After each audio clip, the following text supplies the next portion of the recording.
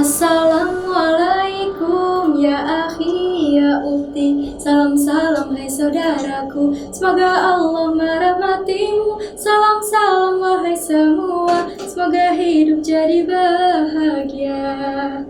Assalamualaikum warahmatullahi wabarakatuh. Bismillahirrahmanirrahim. Alhamdulillahirabbil alamin, wa bihi nasta'inu ala umurid dunya waddin. Assalatu wassalamu ala asrafil anbiya'i wal mursalin, sayyidina Muhammadin wa ala alihi wa sahbihi ajma'in. Amma ba'du.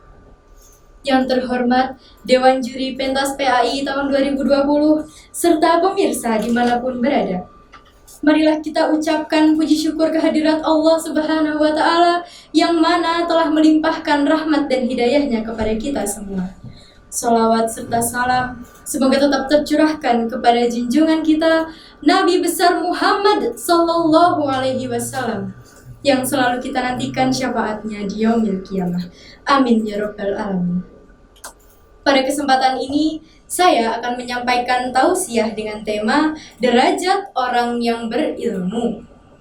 Sahabatku yang dirahmati Allah, kalau kita ingin jadi dokter, tentu harus punya ilmu dokter. Sekolahnya yang pintar, rajin, dan cerdas. Kalau kita ingin jadi pemain sepak bola, tentu kita harus punya ilmu tentang sepak bola. Kalau kita ingin jadi presiden, bagaimana? Tentu dengan ilmu juga.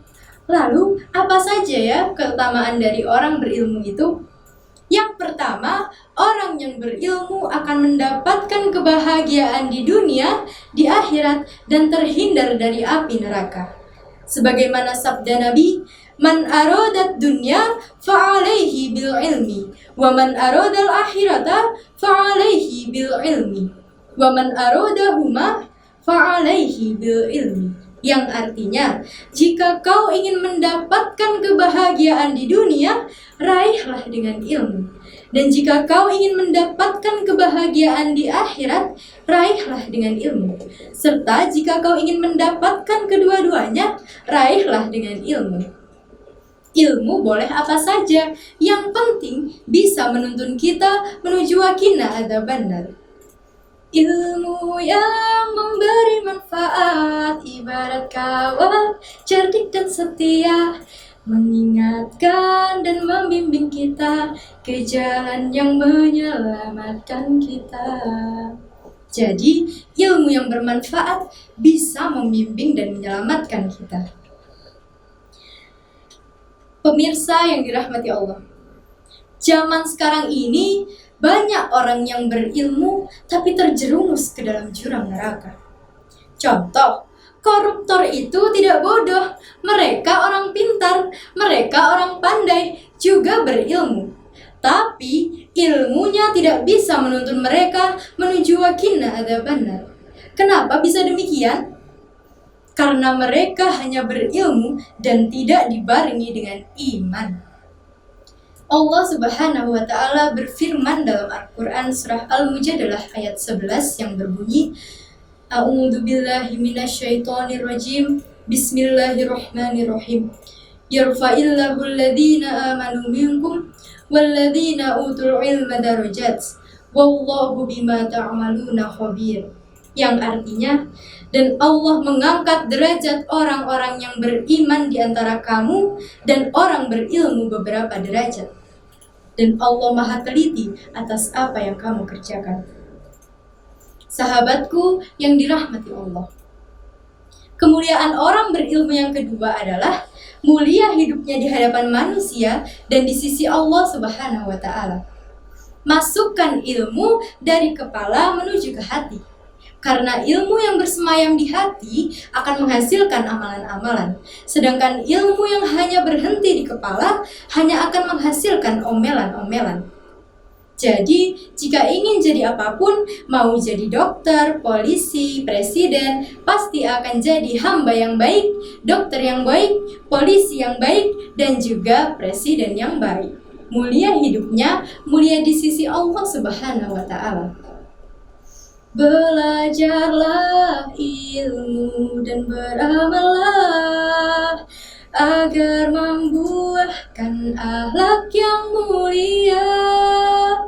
Bila ilmu tidak diamalkan, tiada nilainya di sisi Allah. Jadi, agar ilmu yang kita miliki lebih menjadi bermanfaat, amalkanlah ilmu yang kita punya. Ingat ya, ilmu yang kita punya harus diamalkan.